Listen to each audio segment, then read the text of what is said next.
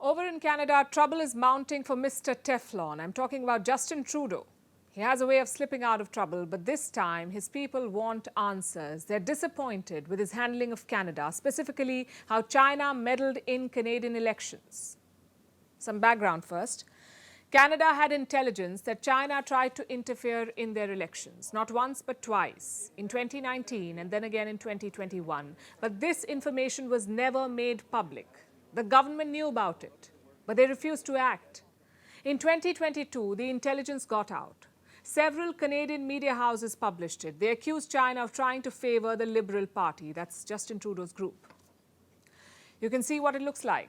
China tried to meddle in favor of Trudeau's party. He knew about it, but he did not act. Imagine you're the opposition in Canada. Would you let it slide? So Trudeau was forced to set up a one-man committee. Last week, its report was submitted. Do you know what it said? No public inquiry necessary. The report claimed that Trudeau's government did not knowingly ignore intelligence, whatever that means. But Canadians are far from happy. Here's what an opinion poll found. 55% of Canadians say Trudeau's response was poor or very poor. 24% say it was average, and just 14% say it was good. Frankly, these numbers are not surprising. Elections are the beating heart of every democracy. No citizen can accept election interference, especially not from a rival state like Canada. And here, Justin Trudeau knew about it. He ignored intelligence on Chinese interference, knowingly or unknowingly. Doesn't really matter. It's not a luxury that politicians really have. But our story doesn't end here. This opinion poll was taken before Friday last week.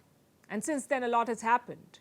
Trudeau's one-man committee resigned on Friday. The opposition said he was too close to the Prime Minister, so things are not looking good for Justin Trudeau. The question is, what happens next? The opinion polls may only focus on the election meddling claim, but the results show a bigger story, the growing mistrust of China.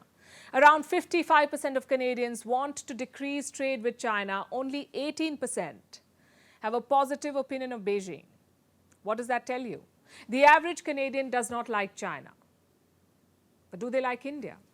Around 41% Canadians have positive opinions of India. To give you some context, the US only scored 54% on the same poll. So 41 is not a bad number at all. But tell that to the government. Trudeau's government is intent on sabotaging relations, it seems. Again, knowingly or unknowingly. Look at all the incidents this month. First, Canada's National Security Advisor accused India of interference. She clubbed India with countries like Russia and Iran. Then you had this hateful tableau. It glorified the assassination of Indira Gandhi. But Canada says it's not a hate crime. So let me sum up Trudeau's politics for you. He gives China a free pass, all the evidence, and public opinion be damned. But he also shelters Indian separatists. Such mindless politics will impact bilateral ties. In fact, Foreign Minister S. Jaishankar warned of it. He said such actions are not good for relations. But don't expect Justin Trudeau to act. He's consumed by vote bank politics. In his mind, seeking action against separatists is interference, but trying to rig elections is not. It's a logic only Mr. Teflon can explain. Perhaps his free pass to China will backfire electorally. Then you can be sure of a public inquiry.